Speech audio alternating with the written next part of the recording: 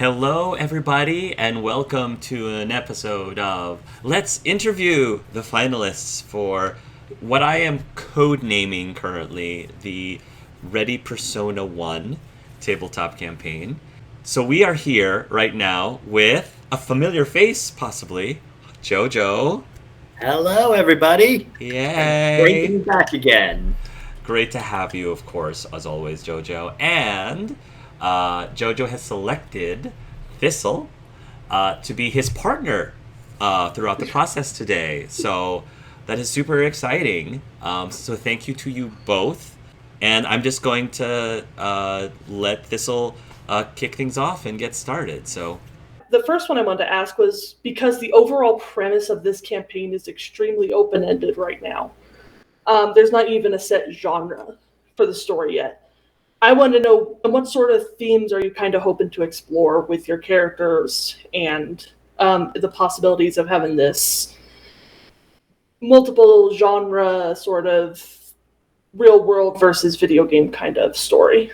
I'm hoping to explore a lot of themes is like how people, like, for one, it is a game about people playing video games. It's like exploring the themes about escapism and how that meet it and like what people do for their downtimes and our relationships between online and the real world, but also explorations about themes of like ourselves and how we explore ourselves through escapism and how we show different sides of ourselves in different contexts and how we can grow through those interactions in those different worlds, so to speak, and how the people and how who we are online can be just an extension of ourselves and how we can grow through those experiences.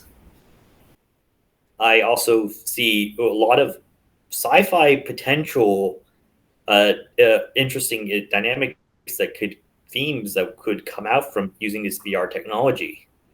That almost sci-fi like themes, like people examinations of VR and the meaning of a lot of like NPCs and how technology gets more advanced and simulated worlds and AI. We could do a lot with that kind of stuff in this setting. You have auditioned a handful of times, and Yeah. you were also involved in the Harry Potter spinoff with me, which was so much fun. I know you are a great role player. That's not in question. I want to know is how have these past interviews and your time in HP and various other games, how has that helped you prepare for the process this year? And what lessons have you taken from those experiences? Right. Well, one thing I learned is that I realized about myself is that I'm a really active player, but I need to learn sometimes to take a step back sometimes and be more aware of my fellow players. It's something I've been trying to get better at over the years, and I think I've gotten a fair amount better at. I think it's also taught me how to handle my jitters and my confidence more to speak, to interact with people and play off each other.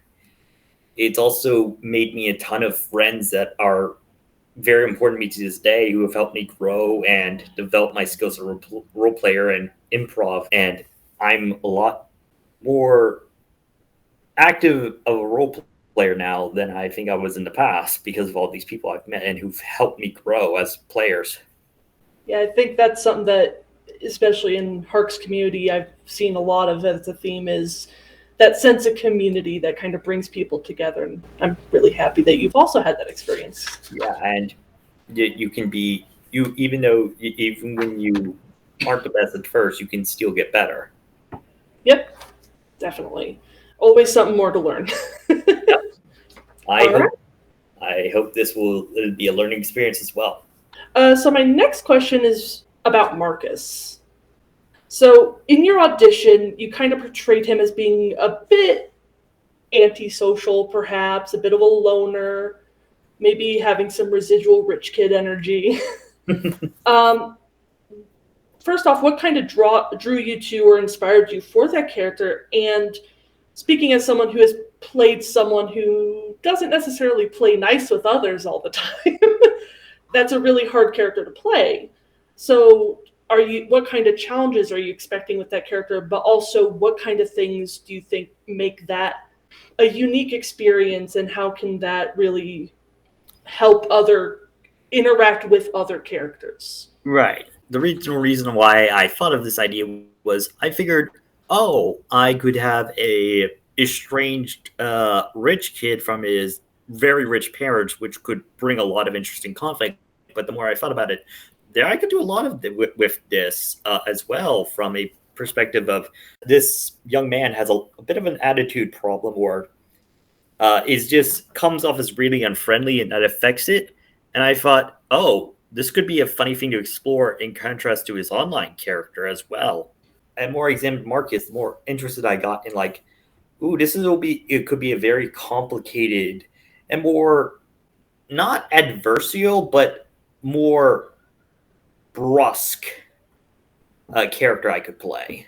My main concern really is, and something I have to be careful about, is that I don't want him to come off as too unlikable or too much of a jerk, because I still want people to be willing to follow this character and just not be miserable following this unpleasant dude around all the time. I want to give him some depth so they can appreciate that him for when he's brusque and when he's showing his more gentle side, I guess. My last out of character question is about Fodney. Obviously, Fodney is a very fun and interesting character, and everyone who gets the reference immediately had a big laugh.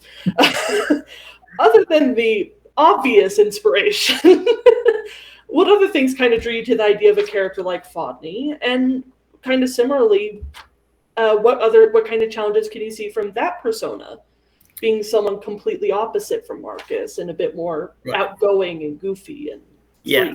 So the original idea was, I figured, okay, I was thinking a lot of the conflict with my character probably originates from his real life. So I want a character who in the game is a lot less, how should I put this, complicated and adversarial than he is in real life.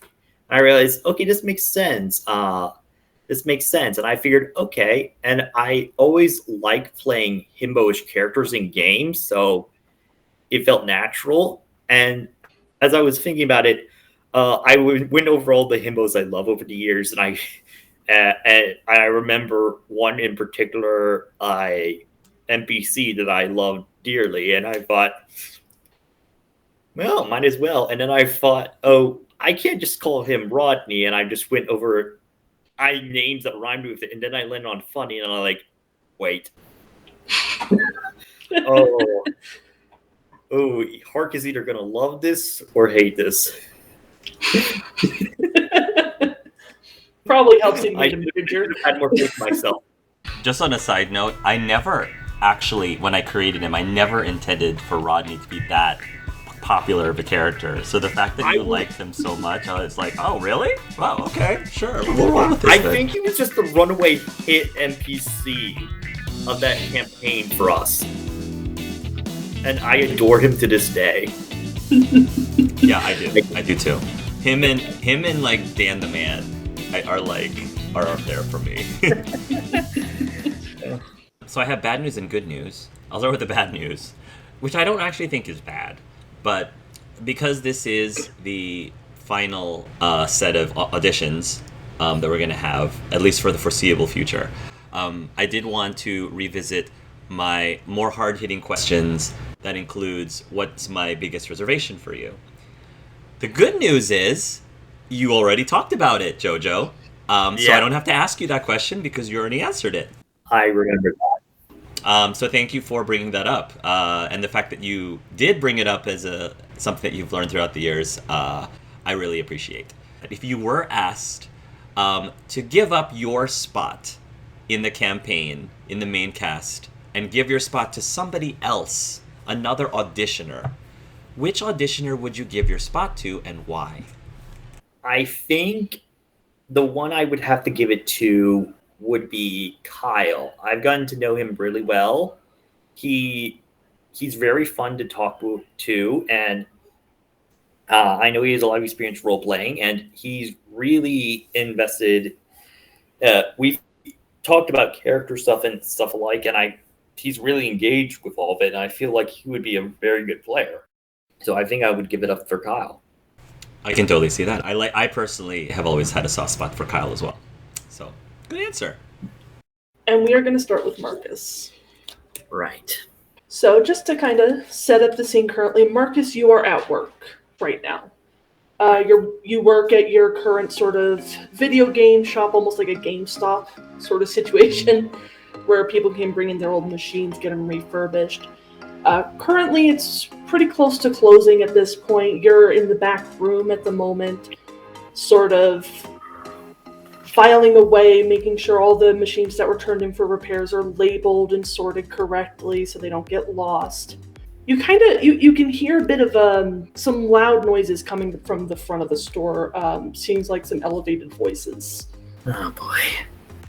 Alright, I place down the clipboard and I reluctantly head to the front. At the front desk, you see a very large, kind of burly fella, kind of leaning on the counter, looking down at one of your coworkers. A young woman who you've worked with basically since you got hired. You got hired around the same time, named Penelope. She's historically been a fairly nice, good worker, but very shy, very quiet, kind of nervous in character. Auburn hair and pigtails, freckles, that kind of girl. Yeah. And you can see her, she's kind of fiddling nervously as this guy is just kind of raising his voice, looming over her. It's like, you're going to get me what I want, girl, or you're going to get me a man who actually knows what he's doing. Marcus visibly goes downcast, annoyed look spreads across his face. And but he sees Penelope in trouble and he just... Customer service face goes on, and he just, with a smile, he goes around behind this guy and say, "Sir, is there something I can help you with?" The gentleman kind of turns around and kind of looks you up and down as if measuring you up. He's like, "Yeah, I came here looking for this specific game, and she says you don't have any, and I know for a fact she's lying. So you're going to get me what I want, and you're going to get her out of this job. Get someone who knows what they're doing." I see. And what game would this be? We're looking for Megalots 5000, all right? It just came in 2 months ago. I know for a fact you guys would stock it because it's such a damn good game. This guy at this point, he's actually kind of looming over you now, and he's pointing his finger right into your chest.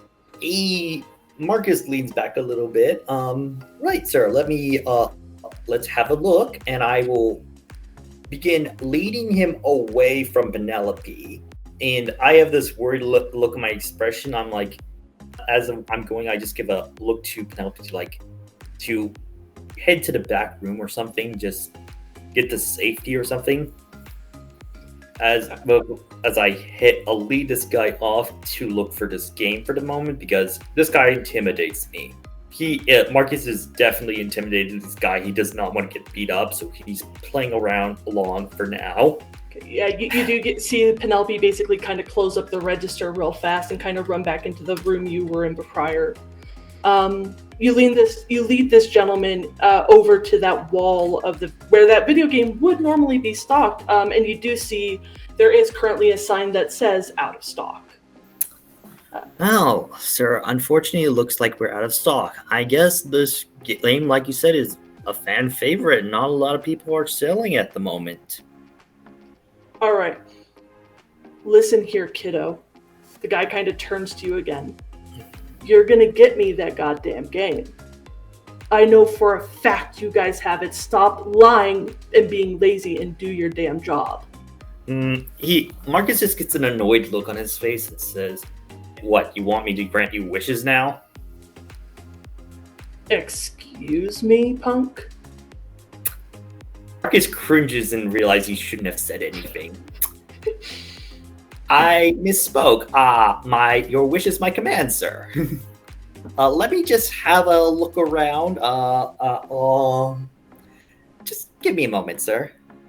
You better hurry. Right.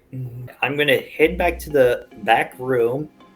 I look towards Penelope, and I just put and I'm going to wait like 3 minutes And then I'm going to hit back out and say, I'm sorry, sir, we could not find the game. But I'm willing to. I'm sure one of our other locations might be in stock in this game. Would you like me to check? The man is sort of like tapping his foot now, kind of looking around frustrated. You see other customers trying to finish up their purchases at this point, kind of watching the scenario. And he's like, yeah, you better call someone else, and you better get me your goddamn manager. Marcus is intimidated by this guy, and he does not want trouble. He does not want to, even if this guy is all talk, he does not want to risk getting a punch to the face. So he's going to call his manager on the phone. Okay, yeah, you give it a call, and the phone answers. Your manager, Richard, fairly nice guy. He's always been pretty helpful. He just kind of answers, yeah. Hey, boss. We have a customer out here who has been asking very pointedly about a game that we do not have in stock at our current location. I'm guessing you've informed him that it's been out of stock? Yes, we have. And he has requested to speak to you, sir. All right, I'll be out in a minute. A few minutes pass by, and the manager does come out, and he kind of just pats you on your shoulder. Why don't you go back in the back and finish your inventory, and I'll deal with this. Right. All right, I hit back, and I look toward Penelope and say, you okay? And you see Penelope, and you actually see her. She's kind of wiping her eyes. It's clear that she's been crying at this point. And she kind of, thank you, Marcus. That was nice of you to step in. It's fine. Fuck that guy. Oh dear. No, that guy's an asshole. He shouldn't treat you like that. I mean, I can understand some of his frustration. There's no excuse for behaving like that. I suppose you're right. But thank you again. You're always so quiet. I honestly didn't expect you to step in like that. You tend to stay on your own. Yeah, work is just like that sometimes. But if you ever have trouble like that, don't be afraid to call me or Richard. All right? All right. You shouldn't have to put up with that. Okay. She kind of tucks her hair back behind her ear a little bit and tries to put herself together to go back out and handle customers again. Me and some friends were going to go out after work. Do you want to maybe join us? Thank you, but no thanks. I have plans later. But I appreciate it. Oh, of course. If you ever have a free time, maybe we can, have a friendly coworker lunch or something. Yeah, I'll keep that in mind. All right. Okay. And she kind of nervously starts heading back out. Little bit of time passes, and Richard comes back in, and he kind of looks over your work as you've finished labeling the last bit of the games that came in for repairs. All right, that guy's officially banned from the store. Good job. I just wish I could have handled that better. I mean, honestly, most people can't handle that crap well. But I mean, honestly, I'm kind of impressed. Normally it's like pulling teeth to get you to say anything to anyone. So let's say you handled it better than poor Penelope out there. So that's not her fault. That was not a position she should have to deal with. I know. Well, good luck. Once you're finished here, you can go ahead and head out for the night. Thanks, boss. Yep. And he kind of goes back to finish his counting. So, later that night, you get off work, you're able to go home, relax. What does Marcus do for relaxing at home? All right, well, usually he basically orders fast food over like DoorDash or something, gets it delivered so he can just eat while he's on his laptop, just going over internet forum stuff, Discord, all that, just going over there and just unwinding a bit until he's done eating. And then he'll probably set an alarm for like when he needs to get ready for bed to go off, and then he'll get into the game. All right. So you plug yourself in, however the VR technology works. You get your little mask, get little like power gloves almost, and you go into your game. And Fodney is in the world. You see this familiar game. It's kind of become, in a way, your release from the day, your home away from reality. And it seems to be pretty busy on the servers today. You see a lot of people kind of running around, going on their different fetch quests and going it to do like their dungeon dives with their little parties. Looks like the weather in the game is decided to be very nice today. Sun's out, green fields around you. You can see the citadel in the distance. Right. What's the Fod gonna do today? I'm so sorry. No, it's perfect. My first thought went to Fonzie. So yeah, what is Fodney's current goal in the game? Well, Fodney probably just got done grinding up for a upgrade to his magic guitar. So now he's probably just playing tunes as he walks around and keeping an eye out for new players. He likes to help out occasionally new players he meets who seem to be struggling with new stuff. Okay. Yeah, as you're kind of walking around, just kind of playing on your lute, a little bit of music comes by. Occasionally a player will stop by and either like say, hey, really cool avatar, or some will say, haha, noob. You know the kind of players. But as you're kind of walking about, you do see a bit of a strange group kind of standing by a cave entrance. You know this cave entrance is actually being a fairly high-level boss situation. I'd say between like the levels of 5 to 6, so like a newbie boss technically. Right. But hard for the newer players. And you see two players that definitely seem to be newer. They still are kind of working through the low-level armors, basic weapons. Their one magic item is maybe a ring or a cloak. But standing with them, you see this very decked-out kind of barbarian build character, kind of almost half-orcish in her design. And she looks like she's just kind of looking over these two newer players. One of which seems to be some sort of like ranger, rogue situation, and the other one seems to be some sort of spellcaster. Right. There seem to be a conflict going on, or are they having a cordial conversation? They seem to be having a pretty cordial conversation, but the two newer players definitely look a little nervous, and they kind of keep looking at the cave. You do know that typically this cave is done with like a 4-person party situation. It's one of those group dungeons that you have to have a certain number of people before you can enter. Alright, well, Fodney is going to saunter on up and playing his guitar. Well, hello, people. The name's Fodney. Need any help? The 3 people kind of look over at you. I strum a little thing and I will flash my teeth and a sparkle goes off my teeth. Yeah, they kind of look at you, and the big barbarian kind of build kind of looks you up and down and gives not bad. The 2 newer ones look a bit still kind of shaken and a little nervous, and they're like, hi, can we help you? The name's Fodney. Fodney the Great. And I am here to help. Oh, do you need to finish the dungeon too?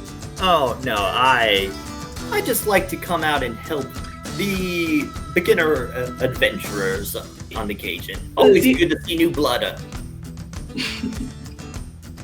The 2 newer ones kind of look at each other, looking kind of excited, and you can see above their heads their usernames are their character names are kind of hovering there. One is Pepper and the other is Luna. Right. And you see the big barbarian woman, Ubash is her name. And she kind of looks at you, kind of leaning on this massive sword that she got, clearly having bought some extra content to get to this level. And what's in it for you, darling? Oh, just paying it forward. Right. No offense, but most of the other people who are at your level tend to not really care about the little ones, so what's the catch? Seriously. Okay, let me tell you a story about the little Fod. See, when little Fodney was starting out, he was having trouble. He had no one to play with. But then a great powerful warrior came by and offered to show him the ropes, helped him through his dungeon. When little Fod asked him why he did it, he told him, I was paying it forward, because someone had helped me in the past. And that inspired me. And that's why to this day I go and help. Alright.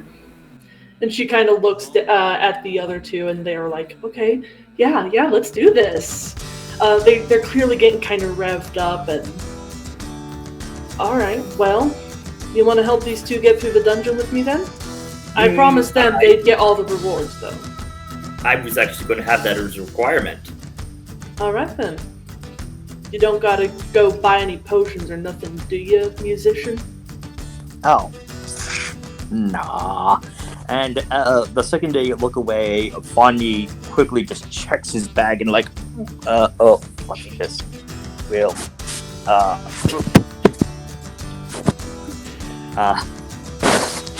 Fodney will just quickly check my bag. I'm good. Ubash kind of gives a nod and motions to the other two. Alright, well, you two are leading the way, so go on in. Right. Pepper and Luna both kind of give a nervous nod and look at you with a small, smile of thanks. And they go into the dungeon, all four of you do. And, like I said, Fodney, you've been in this dungeon before. You've actually probably played through it, 12 times at this point with your hot habit of helping newer players. So you know everything coming before it happens. Kind of situation. Right. So, as we begin, Fodney just starts playing a tune that gives a sort of aura protection to his three companions as he plays along, and just whistles a tune. As he goes, when things are getting a little more murky, he changes the tune to be a little more ominous. Yeah, to the atmosphere. Alright, yeah, you're playing along as you guys are going through the dungeon. You're actually fairly impressed with the new players. They actually handle some of the lower level, beginning enemies in it pretty well. The spellcaster incinerates a few, the ranger picks them off with their bow and arrow. And for the most part, Ubash kind of stays to the back unless they find themselves getting in a situation when she comes in and basically obliterates everything. Right. Clearly a high-level barbarian. Yeah. On a few, Fodney will play up his ego a bit and will go out, I can handle this, and then gets himself into a situation where he needs to be saved by the two new players. Yeah, they definitely seem to appreciate that, and every time they do, that happens and they manage to save you, the caster comes and actually hits you with a healing spell, and then they're like, yeah, we did it! Thank you! But nothing the Fod couldn't have handled. Yes. Alright, so you guys make it through the dungeon, through these caverns with all these weird, giant rats, think ROUSs from Princess Bride. And finally you make it to this, to the big boss, which is a giant rat king. If you know what a rat king is. Rat king. Ding, ding, ding, ding, ding, ding, ding, ding. And you see the two, they're pretty nervous, but with your help, with your music playing, they kind of charge in, get ready to fight this big boss. Again, Ubash, for the most part, is staying to the back, letting these two handle the majority of the fight itself. In what way do you help them with this big boss battle that's able to do many attacks very quickly and just soaks up hit points like crazy? Well, I am playing a tune of a piece of haste to give them a bit of movement speed so they can avoid attacks. I will sometimes, like, whenever a new attack pattern happens, I will have Fodney show what not to do and get hit by something so they know what to avoid. Ow! Nothing! Fodney's fine. Fodney's fine. It does take a while with only 2 of the newer ones doing most of the damage, but eventually they do beat the Rat King. They are able to collect all the loot, and you all exit the dungeon. The 2 newer players, Luna and Pepper, they're injured. They have definitely took some damage, but they're looking really proud of themselves. They're talking about the different loot drops they got. One of them got a new bow, the other one got a new pair of boots. Well, New Blood, I have to say, the Fodney is proud of you. Here, and he gives them some health potions. As congratulations, rest up and savor this victory.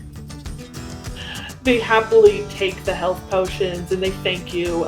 Luna actually jumps up and gives Fodney a big hug. No, I'm flattered, thank you. Yeah. They also turn and they both give Ubash a big hug, and they kind of run away. Ubash also kind of looks at you, gives you a nod, and holds out a fist to bump. He nods respecting fist bumps. Well played, Fodney. Well played. And you get a ding, a notification ding. A notification? Mm-hmm. I checked this notification. You get a friend request from Ubash. Thank you very much. I know how the Fodney can come off. Yeah, I don't know if you do, honey. Trust me, I do.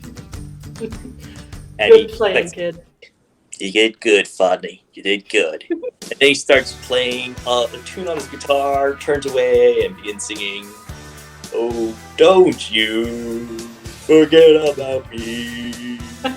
No, and begins walking slow-mo, and then he freeze frames. All right. But he's like the guitar, it's magically playing at this point, and it just he just pauses for like a whole minute as he continues playing, and people are just watching him. Yeah, yeah. People just kind of look at you like, "What? Did his game lag?" And as you are freeze-framed, silhouetted by the digital sunset that is now occurring, that's where we'll end the scene.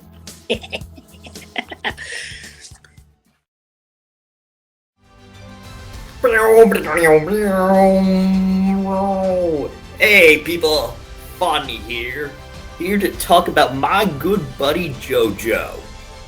Now, Jojo is a great companion, great party. He's a great guy. You're gonna love him.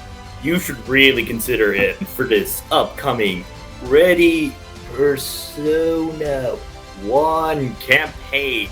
He is a great guy, funny, great team player, always ready to learn and loves storytelling with others. You will not regret having him along on this journey. Till next time, stay cool.